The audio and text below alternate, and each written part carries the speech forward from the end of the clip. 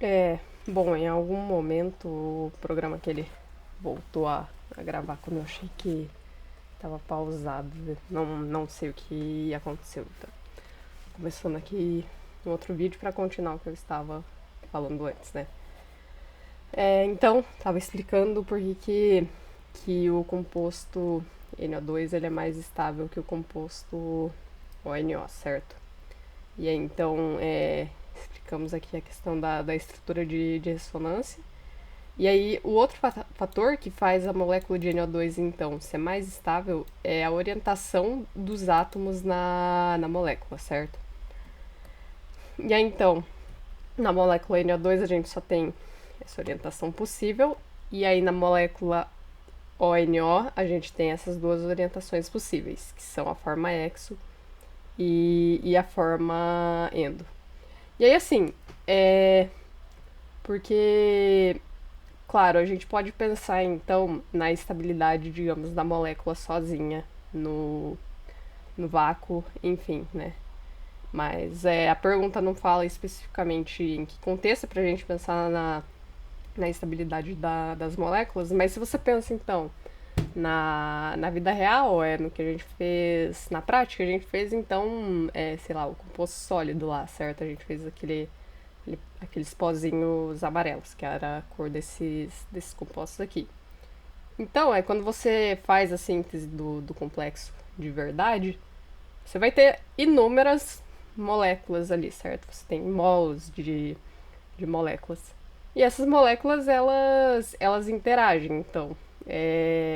Então, uma coisa que aumenta a estabilidade das moléculas é as interações entre elas, as interações intermoleculares, que aqui eu escrevi intramoleculares, né? Falta de atenção e, enfim. É, então, assim, numa, no composto de verdade, onde a gente tem várias moléculas de cada um, essas moléculas elas vão interagir entre si. E aí, então, pensa assim, né? Que a gente tem daí, sei lá, tem vários tipos de interações intermoleculares, né? Aí você tem as ligações de polo, de polo induzido, e a gente lembra então que o tipo de ligação intermolecular mais forte que tem são as ligações de hidrogênio, né?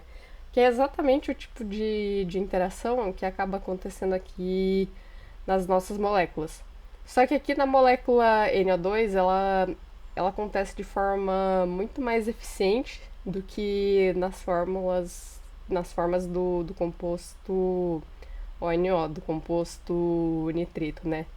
Então, porque pensa assim, claro, aqui no desenho a gente está escrevendo as amônias só como NH3, né? Mas é importante a gente lembrar que, digamos, a estrutura disso aqui, da amônia, ela é assim, né? Você tem um par de elétrons sozinha do nitrogênio, aí você tem então é, é, dela. É, você tem aí um hidrogênio aqui que ele está no mesmo plano, você tem um que ele vai estar para frente,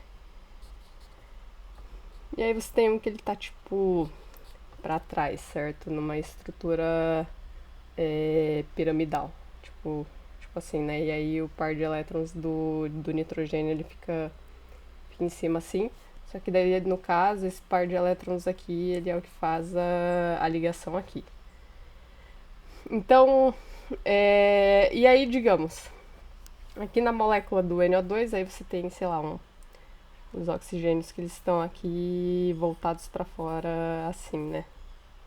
E aí, então, esses oxigênios, eles podem interagir aqui com os hidrogênios e fazer pontes de hidrogênio, ligações de hidrogênio aqui com eles.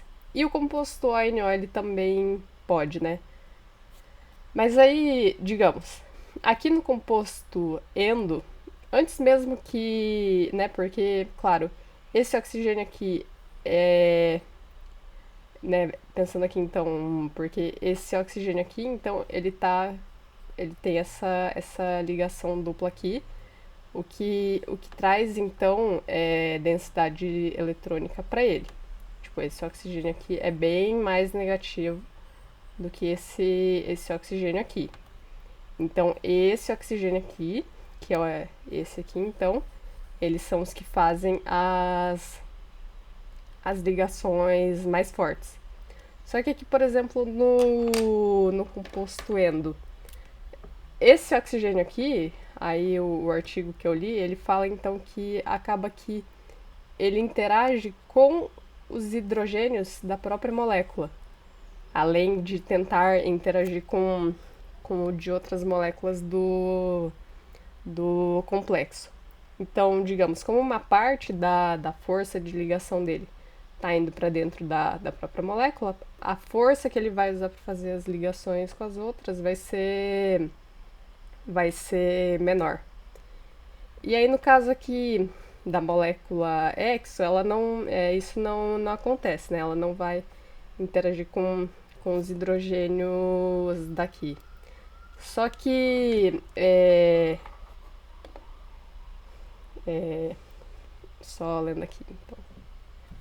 Só que daí então, de novo, esse O aqui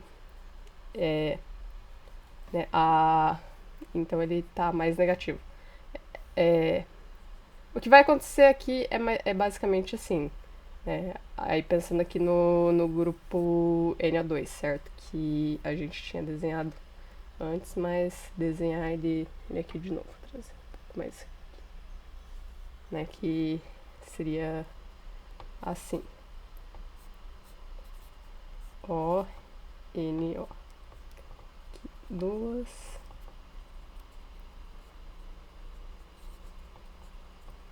Não, o nosso grupo NO, então. E aí, assim, que as ligações de hidrogênio, elas não acontecem só com o oxigênio e o hidrogênio, certo? Pode ser com o flúor também, ou pode ser com o nitrogênio. São esses três que fazem esse tipo de ligação. Porque eles são os átomos mais eletronegativos da tabela periódica. Então, por eles serem muito eletronegativos, então, tipo, a densidade eletrônica deles é muito alta. Tipo, eles ficam muito negativos. Só que é importante, então, então assim, aqui no composto, né, que também, além então desse oxigênio aqui ele interagir com os NH3 da própria molécula e agir fora, aí você tem as ligações de hidrogênio acontecendo aqui por esse nitrogênio, que é o mesmo que acontece aqui, então, né, esse nitrogênio aqui, ele vai interagir com moléculas de fora, da mesma forma que esse oxigênio daqui, sei lá. Só. Mas, lembrando, né? Porque na tabela então a gente tem o nitrogênio, aí o oxigênio e aí o flúor. E aí, então desses, o flúor é o mais eletronegativo, aí o oxigênio em segundo e o nitrogênio em terceiro. De toda forma, então, o oxigênio ele é mais eletronegativo que o nitrogênio. Então, digamos, por mais que esse nitrogênio aqui ele esteja com bastante densidade eletrônica, os outros oxigênios perto dele, eles ainda vão roubar parte dessa densidade, que seria a densidade que ela vai acontecer, que ela vai ser responsável pelas ligações de hidrogênio acontecerem. Por outro lado, aqui na molécula NO2, como então você tem tanto um oxigênio para esse lado aqui, né, da molécula, quanto desse lado aqui, a densidade eletrônica daqui e daqui vai ser ela vai ser semelhante. Então, digamos, não vai acontecer de que você vai ter aqui uma ligação não tão eficiente, aqui ligações que poderiam ser muito eficientes. Não, você tem seria o que é a forma mais eficiente para que essas ligações elas aconteçam. E aí, É uma outra coisa que é importante de levar em conta é porque, claro, por mais que a gente precise pensar nos átomos em si separados como os responsáveis por essa questão da densidade eletrônica, os elétrons eles não ficam parados bonitinhos assim, né, perto da molécula. Não, você tem o que é o mar de elétrons, então, né, o que a gente fala isso desde de química geral, essa ideia do mar de elétrons. Então, por exemplo, vou desenhar aqui em azul. O meu mar de elétrons aqui na molécula exo, ele vai ter, digamos, esse formato aqui. Né? Então, em toda essa região aqui, eu posso ter, eu vou ter alta chance de encontrar elétrons. E aí aqui na molécula endo, então, o meu mar de elétrons ele tem essa forma aqui. Só que, por exemplo, né, só desenho, pegar, digamos, em vermelho aqui só para explicar, né? Essa parte aqui eu não vou conseguir ter ligações com átomos de fora, por questões de efeitos estéricos e tudo mais, né? Então, digamos, a parte efetiva, de fato, para fazer. E de novo, porque essa parte para cá, ela é mais eletronegativa do que essa parte aqui, né? Aqui, então, seria grandão e aqui ele é pequenininho. Então, digamos, dessa parte aqui eu tenho muita chance de achar elétron. E aí aqui eu tenho bastante, mas é um pouco menos. Agora, digamos, aqui na molécula do NO2, então, a densidade eletrônica ela vai estar tipo assim. E aí eu vou ter chances relativamente iguais ao longo daqui de encontrar um elétron. Então o que acontece é, aqui os elétrons eles estão distribuídos numa forma muito mais eficiente, né? Porque as ligações então elas vão depender tanto que você tem elétrons em algum lugar, quanto questões de espaço, né? Que são os efeitos estéricos. Então que nem aqui eu tenho toda essa área como sendo uma área efetiva para eu fazer ligações de hidrogênio. Então, por exemplo, né, se eu chego aqui então com um outro cobalto aqui, né, pensando no meu composto sólido sintetizado, né.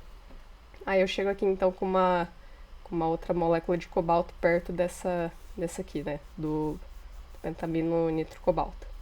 Aí, ó, eu tenho então esses hidrogênios direcionados para cá e eu tenho esses oxigênios direcionados para cá.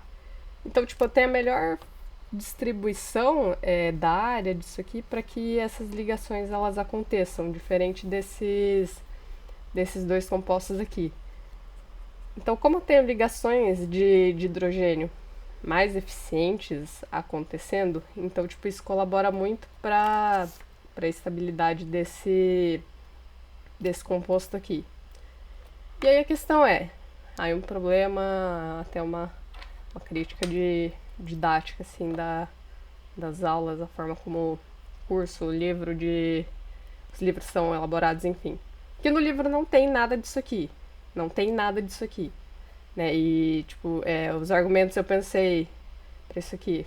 Né? E eu me baseei, então, coisas que eu já sabia, e aí eu fui atrás, então, de algum artigo, alguma coisa assim que corroborasse o que eu queria falar. E aí eu peguei esse Moyet e tal, que daí até é ele que traz essas coisas aqui que não sabia, mas também bastante interessante.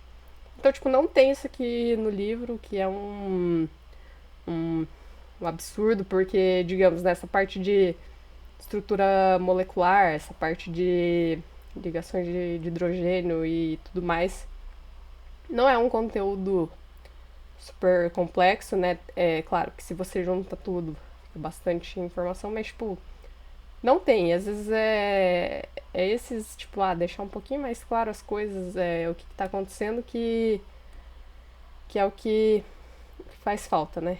Então, enfim, já que eu estou cortando os vídeos, eu vou falar então aqui da questão D no outro. Mas enfim, então só para ver aqui o que tem escrito na questão, né? Aí que eu só falei então que eu ia usar os conceitos da orgânica para falar. Aí aqui eu expliquei então, né, que forma nitro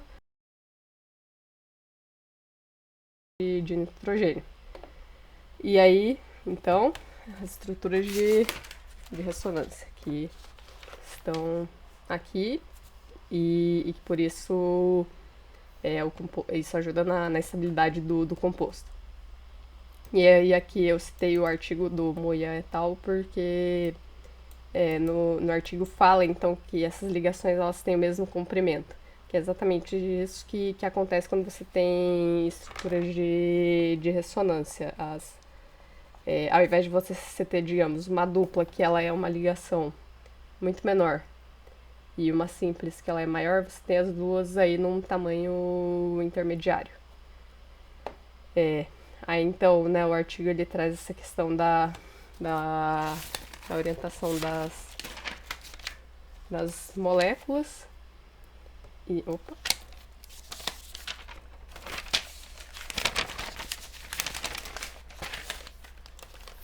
traz a questão então da orientação das moléculas e traz então e aí então aqui, né, que as ligações de hidrogênio podem ser tanto nitrogênio hidrogênio ou oxigênio hidrogênio, e que nessa forma aqui, a forma endo, então acaba que esse oxigênio aqui, que era o que estava aqui, agora ele está com um mar de elétrons em cima dele, ele interage com os hidrogênios da própria molécula. Então é que nessa molécula aqui, então, você tem menos desse caráter de ressonância, porque a ressonância não é uma coisa, né, tipo, ou acontece ou não acontece, tem estados intermediários, então, né, nessa aqui é tipo 100% ressonância e aqui seria, sei lá, dá pra falar que é 70% ressonância e aqui, sei lá, 30% ressonância. Então, aí você tem então aqui, calma aí, no composto endo, o oxigênio da ligação dupla acaba interagindo com os átomos de hidrogênio da própria molécula. Essa pessoa aqui também afirma aqui na forma endo que essa aqui, caráter de ressonância é menor e que a maior deslocalização dos elétrons no grupo ONO, que é o que a gente tem aqui então, né? Porque se você tem mais caráter de ressonância aqui, significa que os elétrons estão mais deslocalizados, ou seja, tem mais chance de achar elétron em algum lugar aqui do que aqui, que você sabe que eles vão estar muito mais aqui do que, digamos, aqui. E isso aumenta, então, a efetividade das ligações de hidrogênio. Ou seja, esse é o menos efetivo, esse é mais efetivo que ele. E aí, então, como aqui a gente tem 5% de ressonância, aqui ele é mais efetivo. Tá? Levando em consideração a eletronegatividade dos átomos e a contribuição das ligações de hidrogênio para a estabilidade, é esperado que a forma Na2 seja mais estável. E aí, então, aqui essa questão de como as duas moléculas ou mais do nosso composto interagem, né? A presença dos grupos NH3, ligados ao cobalto pelo nitrogênio, resultam numa molécula rodeada por hidrogênios na parte externa. O grupo NO2, ligado ao cobalto pelo nitrogênio, direciona ambos os átomos de oxigênio também para o exterior, com a deslocalização dos elétrons no grupo. Ao invés da carga negativa da molécula se concentrar em apenas um átomo de oxigênio isolado, tem-se uma área maior com caráter negativo. Dessa forma, a forma Na2 realiza ligações de hidrogênio mais efetivas, o que também contribui para a sua estabilidade. Então, dessa questão é isso. E agora, então, parece que aí eu vou falar a questão D em outro vídeo.